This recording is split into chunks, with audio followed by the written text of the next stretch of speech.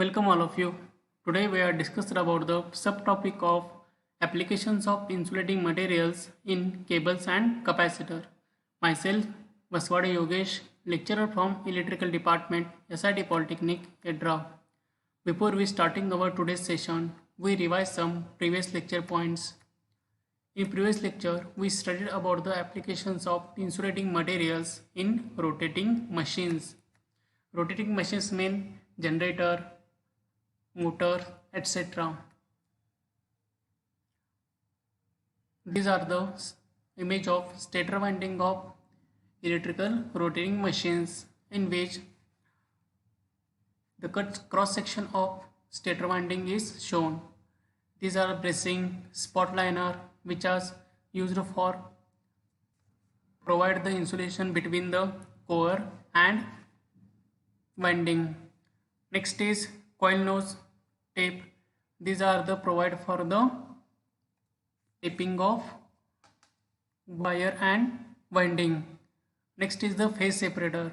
In case of three-phase motor winding, two phases are separated from this paper, which are leatherized paper or fibrous insulating material. These are tie cord. Tie cord is used for tie the motor winding together. Next is slot separator. Slot separator used in case of double layer winding, in which first winding separate from the second winding in one slot. Lead sleeving. In case of joint or connection, the sleeve will be inserted on this connection or wire or joint. Wedges. Wedges are used for fix the winding in stator core slot. Next is connection tape. Connection tape is used for to taping the joints of electrical winding connections. Lead wire. Lead wire is used for to connect the external supply to the winding of stator. Next is the applications in rotating machine, in which types of rotating machines are divided in low voltage machine, which are up to the 6600 volt, which E class and F class insulation is provided. High voltage machines are above 6600 volt. F class insulation is provided. Machines above 22 kV rating are not built except under special conditions. Insulation that has been used for that type of machines are mica. Mainly high voltage generators, alternators are made for above 220 kV. Mica insulation is available in the form of very thin splitting. The selection of the right material depends on the paper rating and the condition under which it operates. That means temperature rating, duty cycle of machines, etc. Next is the polyester film with or without impregnation being used for slot insulation. Particularly important of the machines are the insulation for the rotor and stator winding. The main insulation of the stator have always been mica based to prevent the deterioration of insulation due to the high temperatures. For the support between the winding bars, slot and the core lamination, glass fiber reinforced epoxy is used. These are the insulation shown in this figure for high voltage alternator, which are based on glass fiber reinforced epoxy, which are is in red color.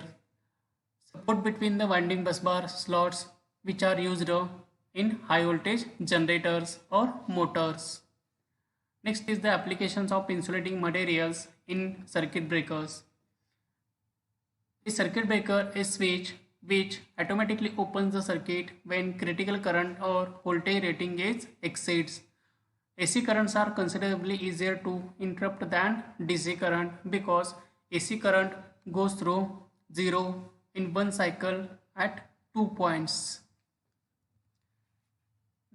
These are the first point and these are second point. So that to interruption of AC current is very easy than the DC. AC current interruption sequence, an arc for the part of metallic circuit, and second is its deionization when current goes through 0, so that arc will not form again. When current goes to 0, then the arc will be extinguished, so that the circuit arc will not form again.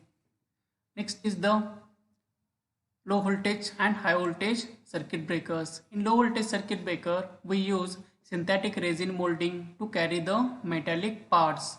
For higher temperatures, ceramic parts are used. If the arc is likely to come in contact with the molded parts, melamine or some special kind of alkyd resins are used because of their greater arc resistance. Next is high voltage breakers. Air circuit breakers and oil circuit breakers mainly is the high voltage circuit breakers. Also SSP circuit breakers, also high voltage circuit breakers. In many insulation fluids and gaseous materials are suitable for arc extinction. The choice of the circuit breaker or arc extinction facility depends on the rating and type of the circuit breakers. These are the image shown the low voltage circuit breaker, in which the image shows the construction of miniature circuit breaker, that means MCB, in which various types of insulating materials provided, mainly polyethylene or resinous materials used for making the insulation for miniature circuit breakers or any other types of circuit breakers. High voltage circuit breakers. In miniature circuit breakers, there are MCBs, the various types of circuit breakers. First is miniature circuit breaker, second is molded case circuit breaker, third is earth leakage circuit breaker, and last is residual current circuit breakers. These are the types of miniature circuit breakers, that means low voltage circuit breakers. Next is the high voltage circuit breakers, in which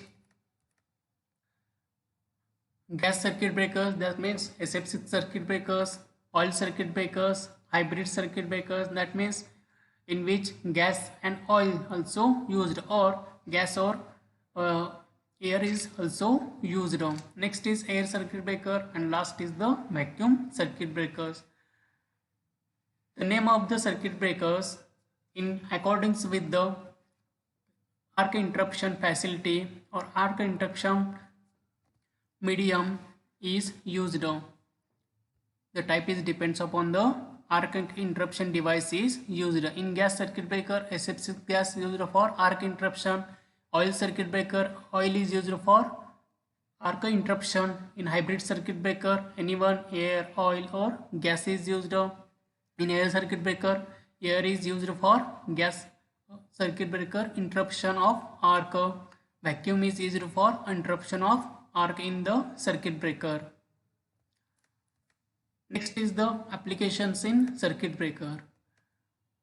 Commonly used insulating materials are atmospheric air, compressed air, high vacuum, SF6, that means sulfur hexafluoride gas, and oil, transformer oil, which interrupts the arc.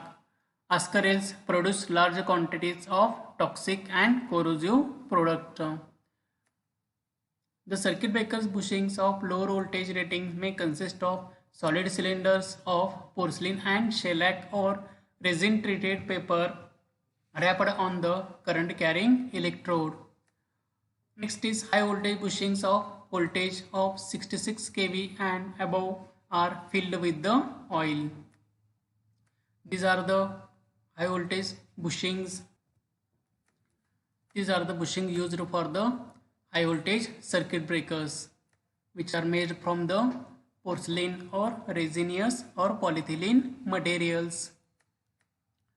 Next is the various insulating materials for high voltage circuit breaker. First is epoxy resin, low pressure casting for bushing, switchgear, bus bars, and instrument transformer. Epoxy resin bonded glass fiber are used for making the component such as arc control device and its circuit breaker molding.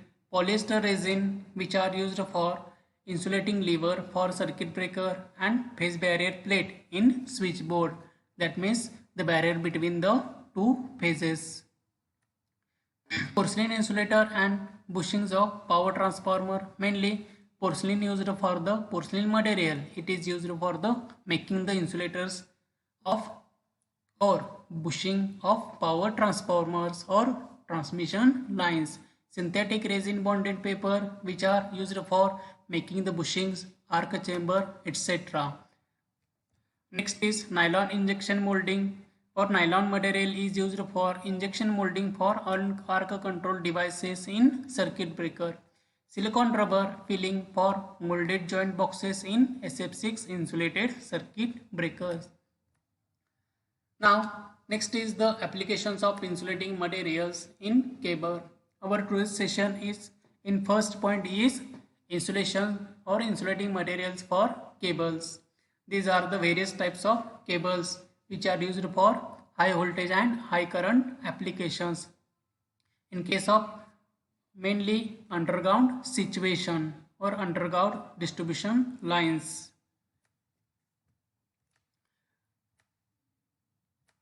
Next is the rubber and plastics are used as a cable insulation in mainly cables. That means rubber and plastic. These are the materials which are mainly used for making the insulation for the cables.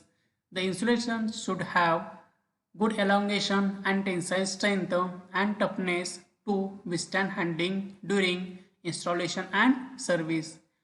elongation म्हणजे काय असतं? Good अलॉंगेशन म्हणजेच काय असणार आहे, तुम्ही ज्यावेळेला cable ओढतो, आपण अंडरग्राऊंड केबल टाकत असतो त्यावेळेला केबलला भरपूर ओढायला लागतं केबलला. ओके, केबल ओढताना ते डॅमेज होऊ नये केबल, त्यासाठी गुड अलॉंगेशन प्रॉपर्टी त्यामध्ये पाहिजे. जरी ओढली तरी सुद्धा त्यामध्ये काही चेंजेस जास्त व्हायला नको पाहिजेत किंवा ती ब्रेक व्हायला नको पाहिजे केबल. अँड टेन्साईल स्ट्रेंथ, ते टेन्साईल स्ट्रेंथ चांगली पाहिजे की जरी ओढली ते सुद्धा तुटायला नको पाहिजे. प्लस ते केबल टफनेस म्हणजे एकदम मजबूत पाहिजे केबल ती टू विस्टँड handling during the installation and service. म्हणजे आपण केबल ग्राउंडिंग करतो, तुम्हाला मी एक इमेज दाखवतो. त्या ठिकाणी बघा केबल काय करलेत अंडरग्राऊंडमध्ये म्हणजे जमिनीमध्ये इन्सर्ट करायला लागलेत. ओके, मग त्यावेळेला कसं केबल ओढायचं वगैरे होते. आता हे रोल दिसतात तुम्हाला, या रोलमधून काय केलं, केबल ह्या जमिनी अंडरग्राऊंडमध्ये इन्सर्ट करणार आहेत. मग त्यावेळेला काय होतं, केबल ओढाओढी होते, केबलला कुठंतरी स्क्रॅच वगैरे होतात, त्यामुळे केबल डॅमेज होऊ शकते ओढातानेमध्ये. मग त्यावेळेला केबल कसा पाहिजे, एकदम टफनेस त्याचा चांगला पाहिजे, गुड अलॉंगेशन प्रॉपर्टी पाहिजे, गुड टेन्साईल स्ट्रेंथ पाहिजे की जेणेकरून त्यामध्ये कोणत्याही टाईपचे ब्रेकेज त्यामध्ये होऊ नयेत. केबल मेकॅनिकली एकदम स्ट्रॉंग पाहिजे. Next is low dielectric constant and power factor, म्हणजेच त्याची डायलेक्ट्रिकल प्रॉपर्टी आहे ती चांगली पाहिजे, कमी पाहिजे डायलेक्ट्रिकल प्रॉपर्टी की जेणेकरून त्यामध्ये कपॅसिटन्स जास्त प्रोड्यूस होऊ नये किंवा कपॅसिटन्स असतील तो लो असायला पाहिजे. And good power factor, low power factor और गुड पॉवर फॅक्टर म्हणू शकतो आपण त्याला, त्याचा पॉवर फॅक्टर एकदम चांगला पाहिजे. आता हे पॉवर फॅक्टर कन्सेप्ट येते ते म्हणजे त्याच्या कपॅसिटन्समुळं, जे लहान लहान वॉइड्स असतात किंवा एअर पॉकेट्स असतात की त्या वॉइडमुळं काय होतं, त्यामध्ये लहान लहान कपॅसिटन्स तयार होतात आणि त्या कपॅसिटन्समुळं काय होतं, कपॅसिटरचा पॉवर फॅक्टर जो असतो ते केबलचा पॉवर फॅक्टर कमी होतो. तसंच काय होतं, 2 R आणि Y दोन फेजच्या मध्ये काय असतं, इन्सुलेशन असतं. मग त्या ठिकाणी सुद्धा कपॅसिटन्स फॉर्म होतो 2 फेजच्या मध्ये. त्यावेळी त्या कपॅसिटन्समुळे सुद्धा त्याच्या पॉवर फॅक्टरवरती इफेक्ट होतो. तो पॉवर फॅक्टर गुड पाहिजे की जेणेकरून त्याच्या कपॅसिटर स्टोरेजवरती म्हणजे जी काही एनर्जी स्टोअर करणार आहे ती कमी प्रमाणामध्ये स्टोअर व्हायला पाहिजे. Next is the high dielectric strength and insulation resistance. Dielectrical strength चांगली असेल तर काय होऊ शकतं, हाय व्होल्टेजला ती केबल विस्टँड होऊ शकतं. तसेच जे इन्सुलेशन रेजिस्टन्स आहे तो पण एकदम लार्ज पाहिजे, तरच ते करंटला किंवा लिकेज करंट फ्लो त्यामधून होऊ शकणार नाही त्या इन्सुलेशनमधून. Fourth is excellent resistance to ageing at high temperatures. म्हणजेच ज्यावेळेला केबलमध्ये करंट फ्लो होतो कंडक्टरमध्ये, त्या कंडक्टरच्या करंटमुळं हाय टेम्परेचर प्रोड्यूस होतो. मग त्या टेम्परेचरचा इफेक्ट त्या केबलच्या इन्सुलेशनवरती व्हायला नको पाहिजे की जेणेकरून त्या टेम्परेचरमुळे त्याची लाईफ कमी होऊ नये. Fifth point is resistance to alarm exposure to sunlight and various chemicals. म्हणजे काही केबल्स काय असतात डायरेक्टली जे काय आपल्या घराजवळ जे पोल बाउंड्री सबस्टेशन असतात म्हणजे पोलवरती ट्रान्सफॉर्मर ठेवलेला असतो त्या ठिकाणी उन्हामध्ये केबल असते त्या ठिकाणी ती केबल जरी उन्हामध्ये राहिली तरी सुद्धा त्याचा एन्व्हायरमेंटचा किंवा सनलाईटचा त्या केबलवरती काहीही इफेक्ट व्हायला नको पाहिजे. अँड व्हेरियस केमिकल्स म्हणजे जे काही जमिनीमधले केमिकल्स आहेत त्या केमिकल्सचा ह्या केबलवरती काही इफेक्ट व्हायला नको पाहिजे तरच ती केबल चांगली राहणार आहे. Next is the high voltage cables also give rise to ozone and the insulation will deteriorate in its presence. जर हाय व्होल्टेज केबल असेल तर ते काय होतं जर ओझोन गॅस त्या संपर्कामध्ये आला तर काय होऊ शकतं त्या केबलचं डिटोरिएशन म्हणजेच त्याची लाईफ असेल ती कमी होऊ शकते. This is the particularly severe for the insulation near the conductor. त्या ओझोनमुळं काय होतं गॅसमुळं ते केबलचं कोरोजन होऊ शकतं आणि ते केबल खराब होऊ शकतं. त्यासाठी ते केबल हाय व्होल्टेज केबल असेल ते ओझोनच्या संपर्कामध्ये यायला नको पाहिजे किंवा ओझोनचा त्याच्या केबलवरती इफेक्ट काहीही व्हायला नको पाहिजे. Under water application require no any water absorption for the insulator. Under water ॲप्लिकेशनसाठी आपण काही केबल्स लेईंग करत असतो म्हणजे केबल अंडर वॉटरमधून रन करत असतो त्यावेळेला त्या वॉटर ॲब्सॉर्प्शन प्रॉपर्टी त्याची कमी पाहिजे म्हणजे त्यानं वॉटर ॲब्सॉर्ब करून घ्यायला नको पाहिजे तरच ते केबल त्या अंडर वॉटर सिस्टीममध्ये ॲप्लिकेबल होऊ शकेल. 8 number at lower temperature the insulation should not become a stiff and ब्रिटर.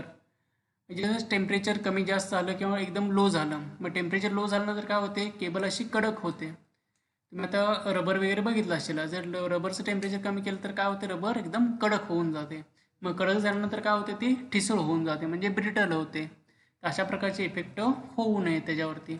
असे इफेक्ट कोणत्या ठिकाणी होतात त्याच्या ठिकाणी आईस एरिया आहे विंटर सीझनमध्ये युरोपियन कंट्रीमध्ये त्यामध्ये हा प्रॉब्लेम जास्त येतो. Next is the partial discharge in the cable insulation should also be kept as low as possible. Partial discharge म्हणजेच काय जे लहान लहान व्हॉइड्स असतात कपॅसिटर्स त्या व्हॉइडमध्ये तयार झालेले असतात पोरस मटेरियलमध्ये मग त्या ठिकाणी जे पार्शियल डिस्चार्ज आहे ते एकदम कमी पाहिजे की जेणेकरून त्या पार्शियल डिस्चार्जमुळं केबलच्या इन्सुलेशनवरती काहीही इफेक्ट व्हायला नको पाहिजे. The main type of insulation used in the cable industries are paper, rubber, plastic and compressed gas. These are the main insulation used in the cables. Which insulations? Paper, rubber, plastic and compressed gas. Mainly Teflon insulation is used for the high voltage cables. These two are high voltage cables in which these are the Teflon insulation cables and these are the mainly PVC or plastic or polymer insulation cables. In which these are the main strength member that means these conductors are made from the GI means galvanized iron material which are corrosive less property. म्हणजेच GI मटेरियलमध्ये कोणत्याही टाईपचं corrosion होत नाही तो कोणत्याही टाईपचा गंज धरत नाही. नॉन कोरोजिव्ह प्रॉपर्टीमुळे आपण GI cable as a strength member म्हणजेच काय त्याची मेकॅनिकल स्ट्रेंथ इन्क्रीज करण्यासाठी आपण हा यूज करतो. त्यानंतर त्याच्यावरती हे काय मेन कंडक्टर्स कॉपर असतील किंवा ॲल्युमिनियम कंडक्टर्स असतील. Next is the insulation about this copper conductors और aluminium conductors this are the primary insulation which are made from the PVC और पॉलिथिन और polymer material. Next is the filler. Filler is used for the filling of air pockets due to which is produced due to the air gap between the cable insulation and conductor insulation. Shield provide the mechanical support as well as it complete the magnetic path of conductor magnet. म्हणजेच काय हे जे shield आहे shield mainly mechanical injuries पासून protection provide करते. Suppose यावरती काहीतरी मोठा ऑब्जेक्ट काहीतरी आदळा दगड वगैरे असेल किंवा एखादी लोखंडी वस्तू आदळली तर त्या केबलला काहीसुद्धा इंजुरी होऊ नये किंवा केबल ब्रेक होऊ नये यासाठी हे शिल्डिंग प्रोव्हाइड केलेलं असतं. तसं हे शिल्डिंग काय करतं जे काय मॅग्नेटिक सर्किट आहे ते हा मॅग्नेटिक सर्किट कंप्लीट करतं की जेणेकरून त्यामधले केबल असेल ते त्या केबलचा इंडक्टन्स कमीत कमी असावा यासाठी. जॅकेट इन्सुलेशन हे लास्टला इन्सुलेशन कवरिंग आहे. आता कधी कधी काय होतं, हे लीड शिथिंग आहे ते आर्मर्ड केबल असते. मग ह्या आर्मर्ड केबलच्या वरती खाली आणि वरच्या साईडला पेपर इन्सुलेशन प्रोव्हाइड केलं जातं की जेणेकरून हे आर्मर्ड या पेपरच्या संपर्कामध्ये किंवा या वरच्या जॅकेटच्या इन्सुलेशनच्या संपर्कामध्ये येऊ नये आणि ते कोरोड होऊ नये यासाठी पेपर इन्सुलेशन प्रोव्हाइड केलं जातं. यावरती outer insulation mainly polyethylene PVC इन्सुलेशनपासून तयार केलं जातं. नेक्स्ट इज द, तिथे एक इमेज दाखवली आहे. यामध्ये काय, हा प्लेन कॉपर कंडक्टर आहे, त्याच्यावरती PVC इन्सुलेशन, त्यानंतर PVC इनर इन्सुलेशन, अजून एक इन्सुलेशन प्रोव्हाइड केलेलं आहे. त्यानंतर कॉन्सेंट्रिक कॉपर वायर, ह्याला आपण शिथिंग म्हणतो. या शिथिंगमुळे काय मॅग्नेटिक सर्किट कंप्लीट होतं, प्लस जे काही मेकॅनिकल इंजुरी आहे ते होत नाही केबलला. Next is copper tape. हा कॉपर टेप कोरोजन प्रूफसाठी आपण ह्यावरती बाउंड करतो. कॉपर असेल किंवा GIचा सुद्धा टेप असतो. ओके, त्यानंतर PVC outer sheet, PVC outer sheet हे टोटल असेंब्लीला प्रोटेक्शन प्रोव्हाइड करायचं प्लस इन्सुलेशन प्रोव्हाइड करायचं काम करत असते. सेम या ठिकाणी इथं पण कॉपर कंडक्टर, त्यानंतर PVC insulation, PVC inner insulation, copper tape screen और कॉपर वायर स्क्रीनिंग, म्हणजे जे काही इलेक्ट्रिकल फील्ड असेल किंवा मॅग्नेटिक फील्ड असेल ती कंप्लीट करण्यासाठी आपण याचा यूज करतो. नॉन हायग्रोस्कोपिक टेप, म्हणजे मी तुम्हाला पेपर इन्सुलेशन सांगितलं ते काय असतं, त्याला इनॅमल्ड म्हणजे इम्प्रेग्नेशन केलेलं असतं त्या पेपर इन्सुलेशनवरती आणि ते ह्या ठिकाणी टेपिंग केलं जातं की जेणेकरून मॉइश्चर ह्या कॉन्टॅक्टमध्ये येऊ नये कॉपर टेपच्या किंवा त्या केबल इन्सुलेशनच्या कॉन्टॅक्टमध्ये मॉइश्चर येऊ नये कोणत्याही टाईपचं. त्यानंतर PVC शीट, लास्टला काय, ह्या सगळ्या असेंब्लीला प्रोटेक्शन करण्यासाठी PVC शीट या ठिकाणी इन्सर्ट केलेली आहे. Next is the paper insulated lead sheet cable are still used because of the reliability, high dielectrical strength, low dielectrical loss and long life. आता मेनली पेपर जास्त करून यूज करतात कारण त्याला इम्प्रेग्नेशन पण केलेलं असतं, त्यामुळे ते हाय टेम्परेचरला विस्टँड होऊ शकतं. रिलायबल इन्सुलेशन आहे, हाय डायलेक्ट्रिकल स्ट्रेंथ आहे पेपरची, लो डायलेक्ट्रिक लॉस आहे, त्यामध्ये कोणत्याही टाईपचा डायलेक्ट्रिक लॉस होत नाही किंवा लो लॉस आहे आणि लॉंग लाईफ आहे पेपर. इथं त्याला इम्प्रेग्नेशन प्रोव्हाइड केली की आपल्याला हे क्वालिटीज इम्प्रूव्ह करता येतात पेपरमधल्या. Next is low and medium voltage up to 3.3 kV. 3.3 kV पर्यंत आपण लो आणि मिडियम व्होल्टेज कन्सिडर करतो. तिथे आपण काय होतो, PVC polyvinyl chloride insulation use करतो किंवा पॉलिथिलीन अँड XLP म्हणजेच काय cross linked polyethylene material use करतो. Next is the PVC is not suitable for higher voltages because high dielectrical constant and high loss. Polyethylene has low dielectrical constant and low loss but high dielectric strength. PVC आपण हाय व्होल्टेजसाठी use करत नाही कारण PVC मटेरियलचा डायलेक्ट्रिकल constant कमी हाय असतो. PVC मटेरियलचे डायलेक्ट्रिकल constant हाय व्होल्टेजच्या मानानं कमी असतात, तसेच त्यामध्ये लॉससुद्धा जास्त असतो. त्यासाठी आपण PVC इन्सुलेशन त्या ठिकाणी यूज करत नाही हाय व्होल्टेज ॲप्लिकेशनसाठी above 3.3 kV. The best material of high voltage and high temperature is Teflon PTFE.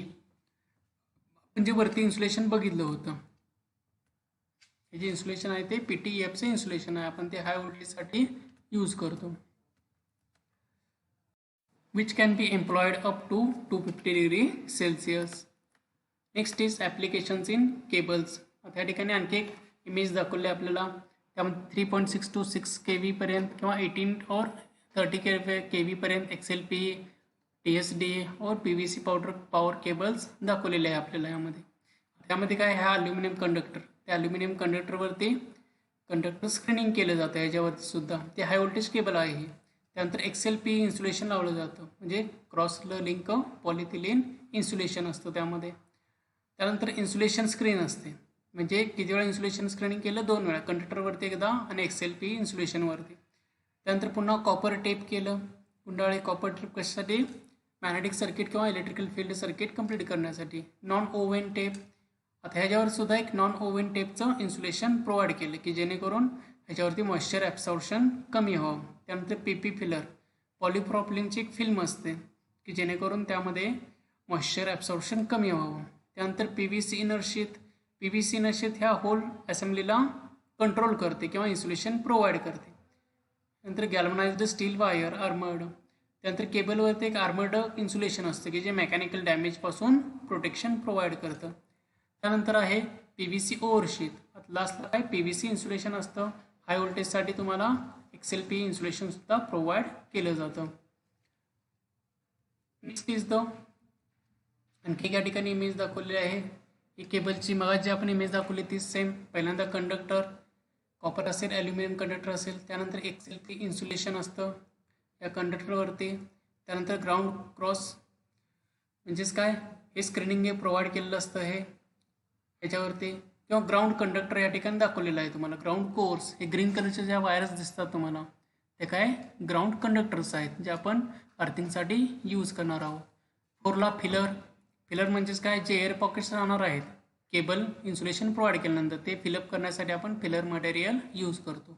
Collective screen aluminium वर polyester tape tinned copper wired bread म्हणजेच काय, हे जे स्क्रीनिंग 5 नंबरचं प्रोव्हाइड केलेलं आहे ओके, ते काय आहे, एक स्क्रीनिंग आहे की जे मॅग्नेटिक किंवा इलेक्ट्रिकल सर्किट कंप्लीट करतं. Inner sheet PO.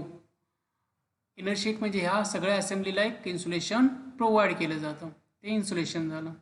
7 नंबरला आहे ते armoured tinned copper wire bread. आता हे कॉपर वायर असू शकतं किंवा GI वायर असू शकतं अकॉर्डिंग टू देअर कंडिशन्स और ऑपरेटिंग कंडिशन्स, की ज्यामुळे हे मेकॅनिकल इंजुरीपासून प्रोटेक्शन प्रोव्हाइड करतं. आणि ह्या सगळ्या असेंब्लीला काय वरती एक इन्सुलेशन दिलेलं असतं आउटर शीट PO म्हणजेच काय आउटपुटचं आउटर इन्सुलेशन एक PVCचं किंवा अदर मटेरियलचं लाईक जूट वगैरे अशा टाईपचं मटेरियलचं इन्सुलेशन प्रोव्हाइड केलं जातं या ठिकाणी. Next applications of insulating material in capacitors.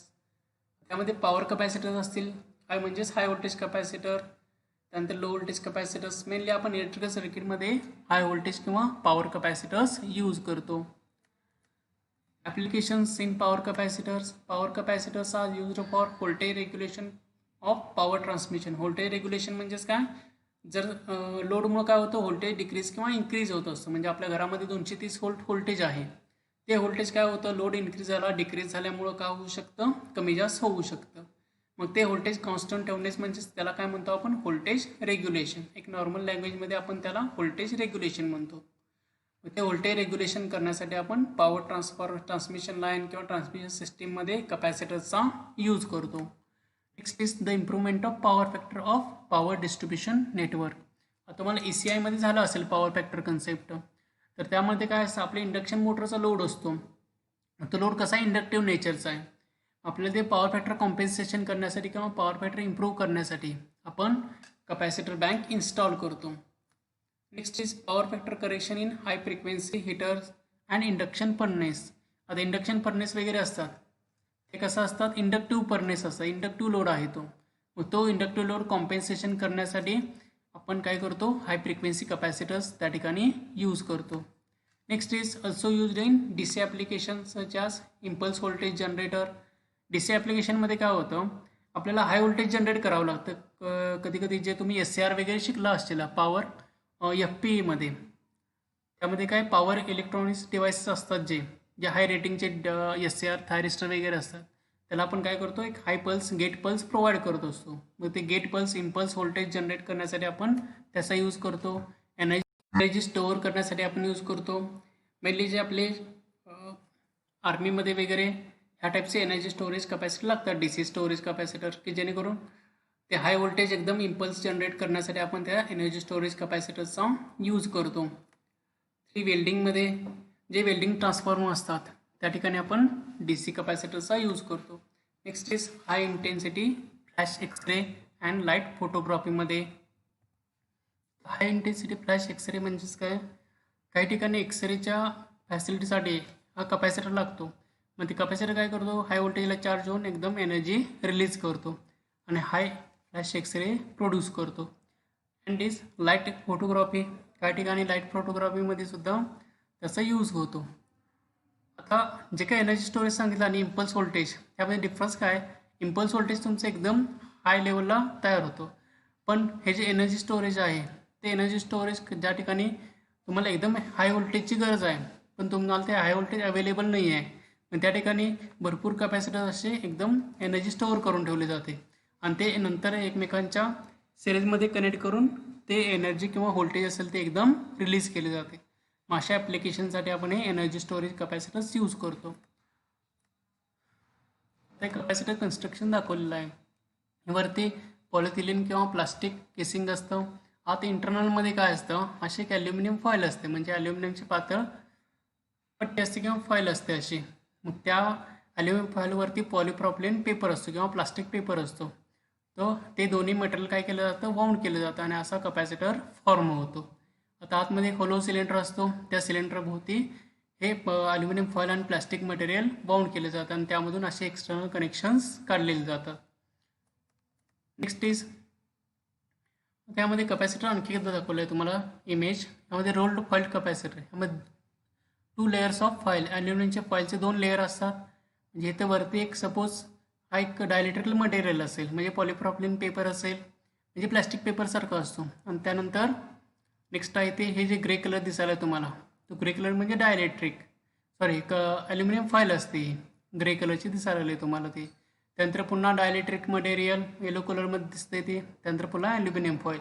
असे 2-2 लेअर किंवा सिंगल लेअर दिले जातात. हे कसं असतं, according to the voltage application. Voltage जास्त असेल तर जास्त लेअर या ठिकाणी दिला जातो. अशा टाईपचे केबल असतात.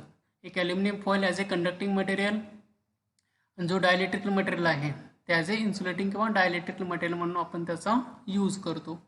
इथं दाखवलं आहे, इथं ॲल्युमिनियम प्लेट 2 फॉईल आहेत. इथं 2 फॉईलच्या मध्ये हे डायलेक्ट्रिक लेअर हे मटेरियल दाखवले. म्हणजेच कपॅसिटर म्हणजे काय असतं, 2 कंडक्टिंग मटेरियलच्या मध्ये एक इन्सुलेटिंग मीडियम किंवा डायलेक्ट्रिक मीडियम म्हणतो आपण त्याला. त्यावेळेला काय होतं, कपॅसिटन्स फॉर्म होतो. हे 2 प्लेट्स आणि मध्ये डायलेक्ट्रिक मीडियम, या 2 प्लेट्स मेटल फॉईल प्लेट्स दाखवले आहेत बघा इथं. त्यानंतर सिरॅमिक कपॅसिटर, हे सिरॅमिक डिस्क डायलेक्ट्रिकलमध्ये काय असतं, 2 साईडला प्लेट असतात. ते सिरॅमिक हे डायलेक्ट्रिकल पहिल्यांदा डिस्क असते सिरॅमिकची आणि त्याच्यावर हे कंडक्टिंग प्लेट ठेवलेली असते आणि ह्या अशा 2 लीड्स बाहेर काढलेल्या असतात एक्सटर्नल कनेक्शनसाठी. अशा टाईपमध्ये कपॅसिटरचं कन्स्ट्रक्शन असतं. मेनली जे हाय व्होल्टेज कपॅसिटर्स आहेत त्यामध्ये मेनली आपण ॲल्युमिनियम फॉईल आणि पॉलिप्रॉपिलिन पेपरचा यूज करत असतो. The several layers of insulation paper of adequate thickness, aluminum foil of 6 microns thickness as electrodes interleaved and bound. या टाईपमध्ये काय केलं, वाइंडिंग त्याचं केलं जातं. ॲल्युमिनियम फॉईल किती 6 मायक्रॉनची, म्हणजे 6 × 10⁻⁶ एवढ्या मायक्रॉनची आपण ॲल्युमिनियम फॉईलचा यूज करतो. Next is the single units are connected in parallel to increase the capacity. पॅरलमध्ये माहिती आहे कपॅसिटर जसं रेजिस्टन्समध्ये काय असतं, सिरीजमध्ये कनेक्ट केल्यानंतर त्याचे रेजिस्टन्स इन्क्रीज होत असतो. तसं कपॅसिटरमध्ये काय होतं, कपॅसिटर पॅरलमध्ये कनेक्ट केल्यानंतर कपॅसिटन्स इन्क्रीज होत असतो. Okay. Placed in container hermetically sealed thoroughly dried and then impregnated with insulating oil. आता हे जे सिलिंग केलं जातं, आता कपॅसिटर तयार केलं आपण, त्यानंतर कपॅसिटर सिलिंग केलं जातं. म्हणजे सिलिंग का करायचं, त्यामध्ये कोणत्याही टाईपचं मॉइश्चर कंटेंट यायला नको. म्हणजे सपोज या ठिकाणी एखादा एअर पॉकेट्स राहिला किंवा मॉइश्चर त्यामध्ये जाऊन बसलं असेल तर काय होणार आहे, यामध्ये हे दोन्हीमध्ये एक वॉइड किंवा पोरस मटेरियल तयार होऊन त्या ठिकाणी गॅप राहणार आणि त्या गॅपमध्ये काय वेगळा कपॅसिटर फॉर्म होऊन सपोज तो गॅपमध्ये काय होऊ शकतं, पार्शियल डिस्चार्ज. त्या पार्शियल डिस्चार्जमुळे काय होऊ शकतं, त्या ठिकाणी कपॅसिटर ब्रेक होऊ शकतो किंवा त्या ठिकाणी स्मॉल अमाऊंटमध्ये स्पार्किंग होणार. एकदा स्पार्किंग झालं की कपॅसिटर पूर्णपणे फेल्युअर होऊन जाणार. त्यासाठी कोणत्याही टाईपचा यामध्ये गॅप ठेवत नाहीत की ज्यामुळे त्यामध्ये पार्शियल डिस्चार्ज होऊ शकेल. मग हे काय केलं, एअरटाईट केलेलं असतं की जेणेकरून आतमध्ये कोणत्याही टाईपचं मॉइश्चर कंटेंट यायला नको पाहिजे. त्यानंतर त्याला इम्प्रिग्नेशन केलं जातं. आता इम्प्रिग्नेशन कशा थ्रू करायचं, मिनरल ऑइल, क्लोरिनेटेड डायफेनाइल ऑइल और नॉन इन्फ्लेमेबल ऑइल, ह्या तिन्ही ऑइलनं या ठिकाणी त्याला इम्प्रिग्नेशन प्रोव्हाइड केलं जातं. मग इम्प्रिग्नेशन प्रोव्हाइड केल्यानंतर सुद्धा याची कपॅसिटन्समध्ये चेंजेस होतात, कारण यामध्ये आतमध्ये ऑइल बसल्यानंतर डायलेक्ट्रिकलची लेअर असतो, जो थिकनेस असतो तो इन्क्रीज होतो. मग डायलेक्ट्रिकलचा थिकनेस इन्क्रीज झाला म्हणजे 2 प्लेटमधला डिस्टन्स इन्क्रीज झाला. त्यानंतर त्याचा कपॅसिटन्स ऑटोमॅटिकली त्या फॉर्म्युलानुसार चेंज होणार आहे. Next is the properties required for the insulation paper. आता हे कपॅसिटर आपण फॉर्म केला, त्यानंतर कपॅसिटरच्या भोवती एक पेपर इन्सुलेशन प्रोव्हाइड करायला लागतं. म्हणजे या मध्ये दाखवलं आहे, ह्या कपॅसिटर भोवती सुद्धा एक पेपर इन्सुलेशन प्रोव्हाइड करायला लागतं आपल्याला. ते फायबर इज इन्सुलेटिंग मटेरियलचा पेपर असतो, तो खाकी कलर सारखा दिसत असतो असा. High dielectrical strength, low dielectrical loss, high dielectrical constant, uniform thickness and minimum conducting particles.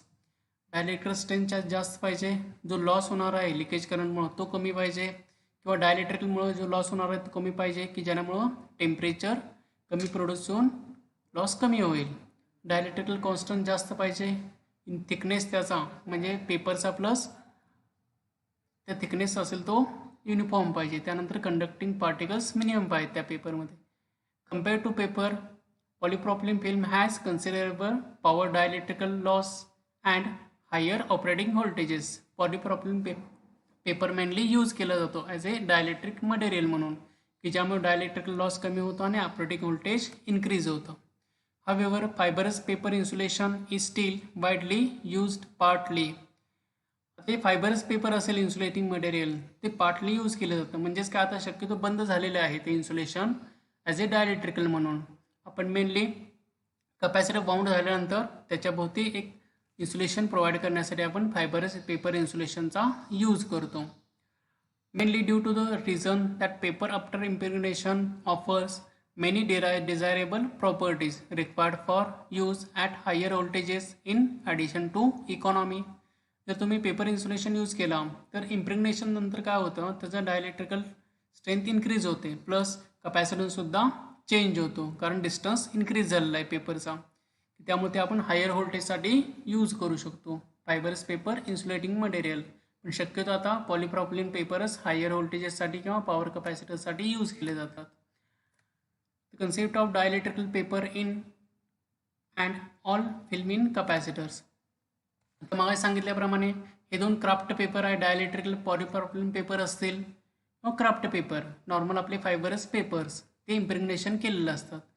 इम्प्रेग्नेशन म्हणजे त्यावेळी आपण ऑइल इम्प्रेग्नेशन करतो. पहिल्यांदा बाइंडिंग तयार करताना एक क्राफ्ट पेपर प्लस इलेक्ट्रोड म्हणजे ॲल्युमिनियम फॉईल हे घेऊन असे वाउंड केले जातात, किंवा ह्या ठिकाणी पॉलिप्रॉपिलीन फिल्म यूज केले पेपरच्या ऐवजी. हे दोन अल्युमिनियम फॉईल आणि ती वरती आपण जे पाहिलं होतं त्या ठिकाणी बघितलं होतं अशा टाईपचे दोन फॉईलचे लेअर आणि दोन डायइलेक्ट्रिकलचे लेअर देऊन तो कपॅसिटर तयार केला जातो. असा पॉवर कपॅसिटर हा पेपर कपॅसिटर झाला, आणि हे ऑल फिल्म कपॅसिटर म्हणजे पॉलिप्रॉपिलीन फिल्म कपॅसिटर दाखवलेला आहे आपल्याला. Next is application of capacitor. आता ट्रान्समिशन लाईन म्हणजे पॉवर फॅक्टर करेक्शनसाठी बघितलं आपण.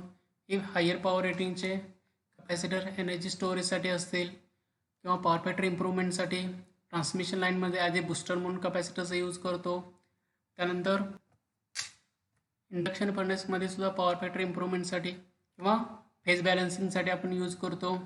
डी सीमध्ये एनर्जी स्टोरेज हाय इम्पल्स जनरेट करण्यासाठी आपण ह्या अशा पॉवर कपॅसिटरचा मेनली यूज करतो. Next is this session is over. Thank you.